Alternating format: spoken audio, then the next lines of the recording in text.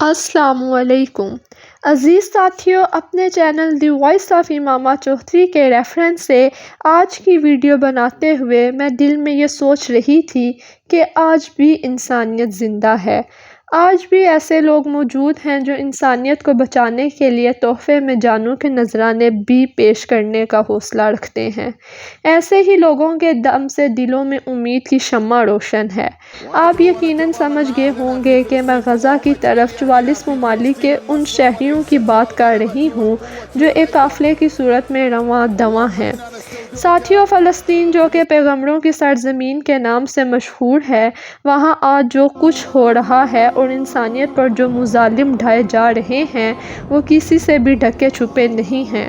غزہ کے مظلوم لوگوں کی مدد کے لیے عالمی سطح پر 44 ممالک کے شہریوں میں سے 70 کشتیوں پر مشتمل قافلہ منظم کیا گیا جو گلوبل سمود فوٹیلا کے نام سے پکارا جا رہا ہے، جس کا مقصد غزہ کے بے بس و لاچار لوگوں کو خوراک، پانی اور ادویات وغیرہ فراہم کرنا ہے۔ ساتھیوں، اسرائیل کی مسلط کردہ ناکہ بندی کے باعث غزہ کے لوگ بھوک، پیاس اور بیماری سے شہید ہو رہے ہیں اور انسانیت دم توڑ رہی ہے۔ انسانی ہمدردی کا یہ قافلہ 31 اگست 2025 میں بارسلونا، اسپین سے روانہ ہوا۔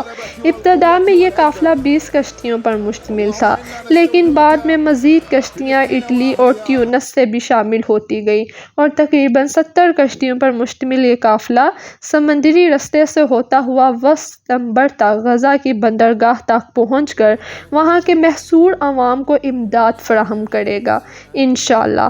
ساتھیوں، سب سے اہم اور خوشی کی بات یہ ہے کہ اس میں ایک قافلہ پاکستان کا بھی شامل ہے اور اس کے سربراہ ایک پاکستانی سابق سینیٹر مشتاق احمد خان ہیں جن کا تعلق صوابی سے ہے اور یہ پرو فلسطین کے نام سے مشہور ہیں۔ مشتاق احمد خان صاحب کے ساتھ پاکستانی 4 اور شخصیات ہیں، جن میں ایک میڈیکل شعبے سے وابستہ ڈاکٹر اسامہ ریاض صاحب ہیں، دوسرے لاہور سے ایک اسکالر سید عزیز نظامی صاحب ہیں جو کہ انسانیت کی فلاح کے لیے ایک NGO چلا رہے ہیں، تیسرے راولپنڈی کی جامع مسجد کے مفتی حتیب الرحمان صاحب ہیں اور چوتھے social media person Ismail Khan ہیں۔ یہ 5 افراد سبز ہلالی پرچم کے ساتھ پاکستان کے 25 کروڑ عوام کی نمائندگی کر رہے ہیں۔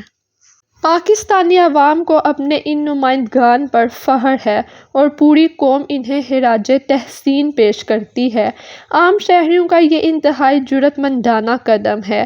ساتھیوں، ویڈیو کے آخر میں میری یہ دعا ہے کہ یہ قافلہ حفاظت سے اپنے ہدف تک پہنچے اور سب لوگ خیریت سے اپنے اپنے وطن اور گھروں کو لوٹ آئیں۔ ان الفاظ کے ساتھ اجازت چاہوں گی۔ دعا گو ہے کہ لوٹو تم فاتح بن کر، تم جو چلے ہو جانوں کے نذرانے لے کر، پڑھے جاؤ گے تاریخ کی کتابوں میں تم دلیری اور شجاعت کی مثالیں بن کر۔ ہم سب کا اللہ نگہبان۔